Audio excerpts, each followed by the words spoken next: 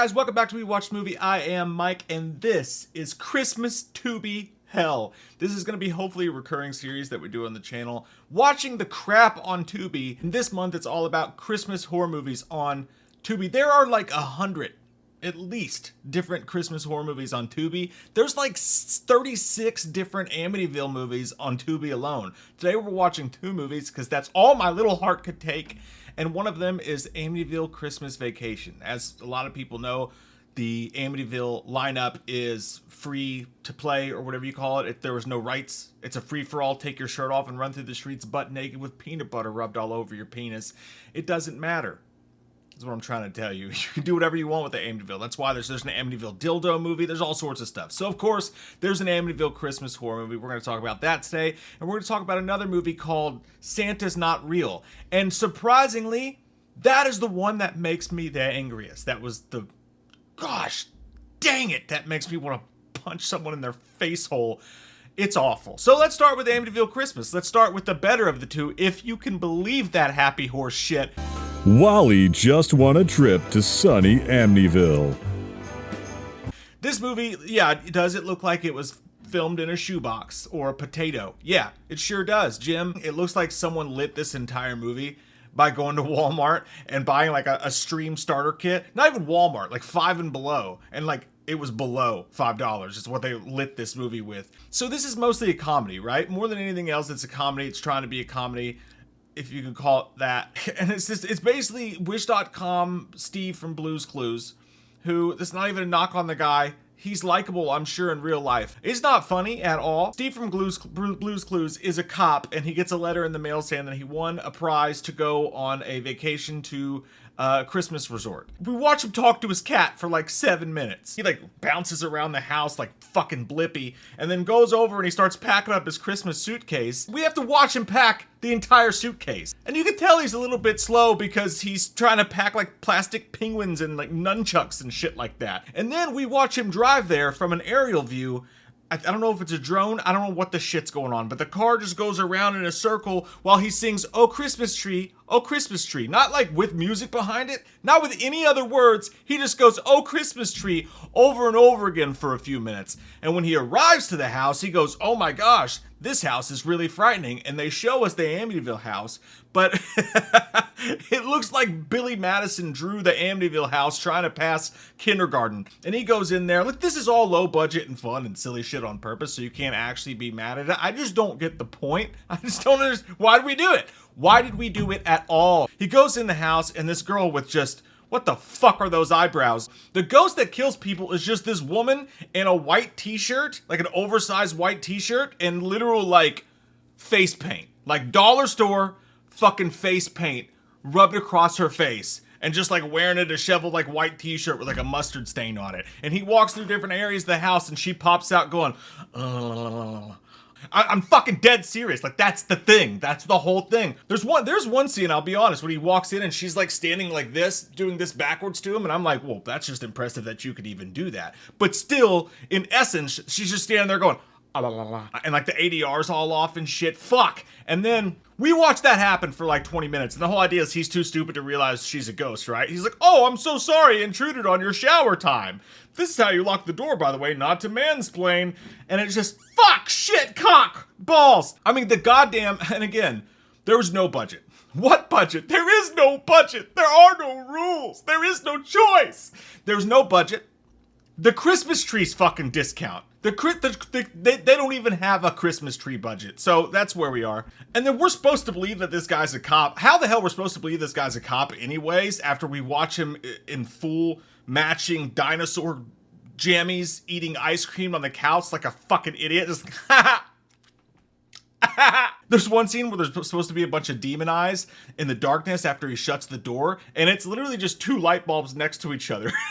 Like on a piece of tape, or I don't know how they did this, but it's just like 2 light bulbs that just come on, and they're supposed to be demon eyes. He meets the ghost, and then guess what? He falls in love with the ghost, and the ghost is like, "Nobody's ever been nice to me before." And then they fall in love with each other, and he takes her on a ghost date. Even though her spirit's supposed to be trapped in the house, he takes her to the mall, and there's a big bunch of bunch of scenes of this big dumb idiot just like walking around the mall with his hand around nothing because nobody else can see the ghost but him because he's special. A little real special. If you know what I mean. Someone on the set watched Beetlejuice for the first time that day, and she calls her, like, dead spirit counselor lady. And you can tell that they filmed it in two different, like, ideas, and one of the two of them didn't really get what the director was telling them to do, because the girl would be like, I really need help. I'm trying to figure out I love a human, and I don't want to kill him. And then on the other end, the girl would be like, whoa, calm down! You could tell that, like, one of them's not doing what they're supposed to be doing, and this isn't, like, a live conversation that's going on. It's so fucking uncomfortable. Like, I'm talking first day of a new job when they ask you what your favorite activities are. Awkward. Just to watch unfold on the screen. That's not all. He calls... a demonologist guy comes in, you know, like the Specs from Insidious comes in, and this dude's just... he looks like an IT guy who just, like, thinks he's awesome because he collects dragon statues. Shows up, and he gives him, I shit you not, a handwritten fucking card. They couldn't even be bothered to go... like to Vistaprint and like print a fucking card. They sat down and drew out this goddamn card, and he's like a spirit capture dude or whatever. And I'm fucking shitting you not. I'm not kidding at all. He uses a talk boy from Home Alone, which that part's kind of cool. But he uses a talk boy to trap the ghost to come into a room, and this is how he traps the ghost, because he's a ghost trapper. He puts the talk boy in a dog cage. In a dog cage, plays the guy's voice, and then when she goes up to it, he pushes this woman into a dog cage. And then, right before they go to cut, like, the front part falls down and opens. He's like, oh, shit. And they just left it in there, because why the fuck wouldn't you? So, and then the next thing that happens is, oh, god damn it, fuck! So he rescues her because he calls a guy that helps him, who's basically Bagul. Vincent D'Onofrio from Sinister. They talk to Death, and then all Death is just a big skeleton head that they shake at the bottom and it bobbles and they talk for it.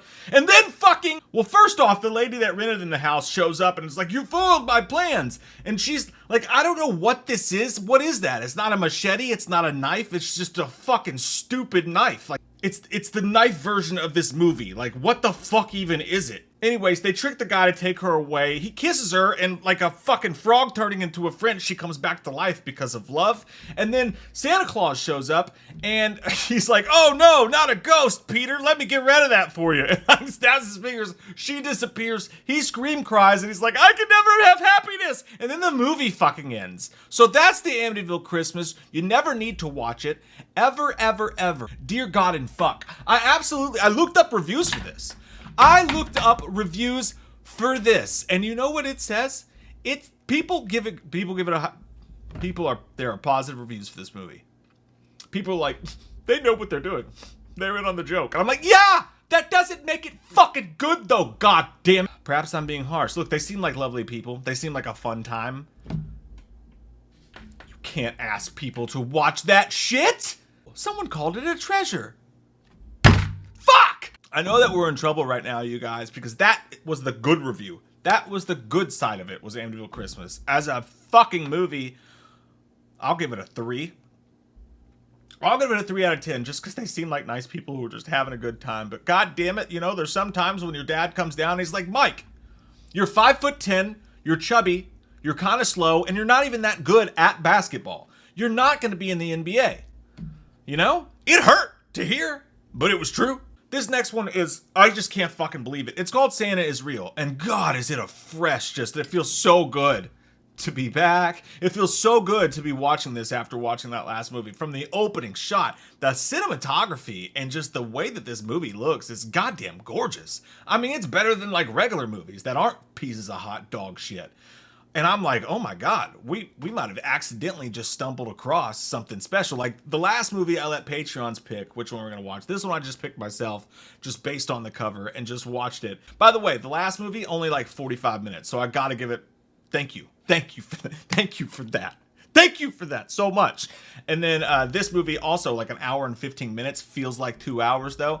But man, it's glorious looking when you turn it on. It looks fucking fantastic. And then there's this girl and she seems like a decent actor. She's walking around eating cookies and shit, taking some Zoloft, drinking some fucking spiked eggnog by herself, hanging out the way that we all like to hang out by ourselves on the Christmas time. When these two little fake looking fucking feet pop down in the chimney, and then Santa comes out and it's actually like mid mid 2000s, kind of like mean and now. I'm like, well, we're about to get into some shit. He doesn't really do anything though. He slashes her wrist and cuts her and then hits her in the head with, I believe, a snow globe. And you're thinking, and you're watching like the shots are beautiful. Like they took their time with them, elegant looking, awesome looking.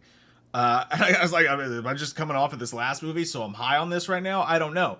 But you see the eggnog like staining the carpet, and you're like, this is gonna get Rob Zombie gross. But then he doesn't do anything else to her, and it's just like the title comes on, and it's like metal music. This movie has no idea what personality it has, by the way. Fast forward a year into the future, and this girl has been in a coma since her alleged suicide attempt, because they just found her there with her wrist slit. I guess they just pretended she hit her head on the way down. I don't know. Her friends come and get her. She miraculously wakes up and she's afraid to tell anybody, hey, I didn't commit suicide. I wouldn't try to commit suicide. I was attacked by real Santa Claus and he did this to me. I'm telling you, man, the mask on this guy is so fucking good. Like this could have been a good slasher film. This could have been really good. Here's where it all goes shit on a pickle. And the reason is because it's directed by this dude who was one of the producers of Black Christmas. No, not that Black Christmas. This Black Christmas. The new Black Christmas. You know, the one that was fucking dumb as shit? That one. And my God, can you tell? You can tell all the way through this movie because all these characters suck and are unlikable and out of touch with regular human beings and say really dumb shit and just obnoxious as hell and nothing worthy happens for like the next hour of this hour and 15 long minute movie. And you're like, yeah, that's the guy. That guy had something to do with Black Christmas 2019. There's no doubt fucking about it. But anyway, as soon as Sideshow Bob here shows up, you're like, we're fucked. This guy is so awful. I mean, God bless. And like normally with like low budget stuff like this, you're like, fuck it. You know what? It's a slasher movie. It's low budget. They're not supposed to. But there's so much money in this, it looks like. It's shot so well and it looks so expensive and nice. And it's like, you couldn't just use $5 to get a fucking actor that didn't do shit like this. The one girl, this girl here, she was actually really good. Like, no kidding, she was really good. I liked her a lot. I was sad to see this was the last thing that she acted in, probably because of the movie around her. I really hope that she gets another chance because she was fantastic. The lead girl was okay up until the end when a bunch of stuff gets unraveled and then she has to play like, you know, it doesn't work at all. But this girl was really good. This guy's a fucking travesty. At one point he goes up and he screams no and he's like, no! Father! No! No! So while this girl's been in her coma from her alleged suicide attempt, two of these people started banging, and they don't even feel that bad about it, which makes no sense that this movie thinks this dude's like hot. We have to see him pee with his shirt off, and it's like, I don't want to fucking see this shit. This guy, whoever directed, like, they just don't understand, like, people or humans, it feels like. Just everything sucks. Anyways, literally nothing happens for like a fucking hour. You're waiting for this badass slasher dude that we have to show back on screen, and it's just a bunch of the whole fucking movie. And then she calls her mom and her mom doesn't give a shit. You do feel bad for her. Best friends are banging each other. Nobody wants to hang out with her. Her own mom doesn't have time to talk to her. She's been in a coma for a fucking year. And so she starts to unravel, and you immediately know where this is going, right? And by the way, these are going to be spoiler filled because you don't want to fucking watch them. But yeah, you know where this is going. Like, okay, either that was her that did it and she imagined the Santa Claus part of it, or she is literally becoming this character. She's having a psychotic split and becoming the Santa Claus character, which is obviously that's where it fucking goes. Finally! Like, weird shit starts to happen. They play their little presents game. Someone literally pulls out a butcher's knife out of the presents. And everybody goes, oh my God, that's weird. Who wants cookies? And I'm like, you're not going to talk about it at all? You all deserve to fucking die. There's this weird, stupid plot with this church guy that's around the corner. There's a Christmas star that starts pulsating out of nowhere. And I'm like, is this supernatural now? What the fuck are we even doing? So, like, someone just was like, let's put some conjuring shit in here. And then at one point, the girl's getting dragged across the floor by what looks like an entity, and it's like, what in the paranormal activity is this? The camera focuses in on this fuckface's flip-flops or his slippers that say like Big Papa or some shit. I'm like, why did we focus on that for 10 seconds? Where's the fucking slasher guy at? Or they said Papa Bear, excuse me. Why the fuck did they say Papa Bear? Literally at one point, two characters are standing in front of a parking garage door that opens, and a hand just comes out with a snow globe and hits him in the head with it. You don't see who hit it, you just see the other girl go, and then run away like the dumb fuck that she is. You don't even get to see it happen. Why? Was it Friday the 13th? What the fuck fuck is going on? The movie all of a sudden goes, hey, let's be cheeky and fun. When the guy wakes up and he stumbles and walks around and he walks into the church, and then all of a sudden the music's like,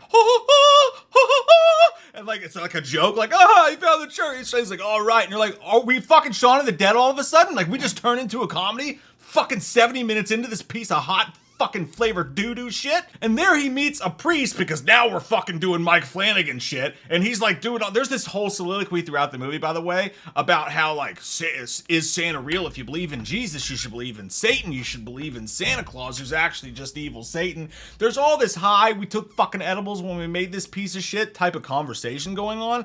And here's another kicker about why the movie should be remade. Someone would have a fucking clue about how human beings interact and how people like to enjoy movies should this was fucking, it was like it was made by AI after AI took edibles. Someone should remake this movie because it's got a great idea. Like, the idea of the person going crazy is really good. The mask is really good. It's just these people are fucking insufferable. In the movie, the script is just terrible fucking ass. That, again, the idea about Santa Claus being real, like there's some ideas in what they're saying here that could work if they could get them out properly, but they cannot. And then this preacher stands up and he's like, the greatest trick Santa ever pulled was making people believe he was jolly. This is not even supposed to be a funny fucking line. This is supposed to be some smart shit we're listening to right now. The voice that they use is so good. Like, it's so cool. He's like, have you been naughty or nice? Has this little boy been naughty? It's like, it had so much going for it. So much it could have been good. Ultimately, we end up in this garage. And Santa Claus has the girl and the guy tied up. He's tied up with Christmas lights. And it's hard to even fucking make out what's going on here because it's all so stupid. But Santa Claus is like choking him with the Christmas lights and like releasing it and then choking him, releasing it, torturing the other girl. And then there's this big, long, just stupid ass, whiny, like fucking patty cake, high school drama conversation between the two of them. She's like, you never cared about what I wanted, and I wanted to be as good as you. And she's like, I worked for everything, I deserve it. And you're like, I don't give a fuck. She goes over to kill the guy, right? And the camera pans down, and it's so clearly not his stomach. It's just an empty fucking sweater, and he's breathing, and you can see like the cavernous cave where his fucking chest and shit would be, and you just know it's not real. It's so obvious. And she stabs him in the stomach in a movie that has almost no fucking gore in it. Like, almost no gore up to this point. Suddenly, she stabs him in the stomach, and the movie's like, hey, you know what? We should show every bit of this motherfucker's intestines. And it just makes no sense. This movie has no goddamn personality. All of a sudden, there's intestines all over the floor. She gets on top of the other girl, and she pulls out a candy cane that she sucked. You know why Nathan never wanted to go down on you? That she is, like, sucked to the nub. That made it really sharp. And she's talking to her, and the girl's like, face it, I won. And she stabs her in the eye. It is sudden. It does catch you off guard, because you've been listening to these fucking people talk ad nauseum for so long. Stabs her in the eyeball, and it's so gross. It makes no sense the way they did it, but the cut goes straight to her eye, and it's like an eyeball, and all of a sudden, like, pink lemonade starts shooting out of it. And she stabs her like 3 times in the eye, which was shocking, and it was really gross. And that part was all right. But when she does it, she goes, you're just a ho, ho, ho. She calls her a hoe, stabs her in the eyeball with the fucking, god damn it. And also, you're left wondering, where the fuck did she pull a half-eaten candy cane out of? Was it just in her back pocket? That shit would have broken easily. She goes to hug her other friend while putting a bloody Christmas present under the tree, and her friend's like, I do believe in Santa. And they hug, but then you see Santa's feet come back, the fake-ass fucking dangly feet drop back into the fireplace, and you're like, oh, is it back? Is she gonna kill her? I don't give a fuck. But for them to take the good ideas that they had, it was like taking a Chipotle burrito of good ideas and just dipping it in a bowl of gas station toilet water. And I give this movie a 2.5 because I'm so angered that they ruined all the cool shit they had going for them. And this has been Christmas Tubi Hell. I hope you guys will enjoy this and watch it and come back to watch more. I plan on doing maybe one a week if more than 8 to 9 people watch this. So we'll see. What movies would you like to see that are on Tubi next? There's some wild ones. There's Christmas Twister. There's fucking Hell on a Shelf. Like, there's all sorts of crazy Santa Jaws. All sorts of nutty shit. So yeah, that was Maybe I don't want to do this. Love your fucking faces, guys. Thanks for watching this, and happy fucking December. What are you gonna do on October 31st? What are you gonna do on October 31st? Here comes that white-faced fucker, an asshole like no other. He's a big old piece of shit. Wants to stab your sister's tits cause he's a white-faced fucker. Loomis can't recover. Dr. Challenge drunk again, sleeping with your sister's friends. Do you wanna know about the darkness? I said, goddamn. Goddamn you, faggot! I said, goddamn. A lot of people don't know the darkness that goes inside their hearts. I said, goddamn.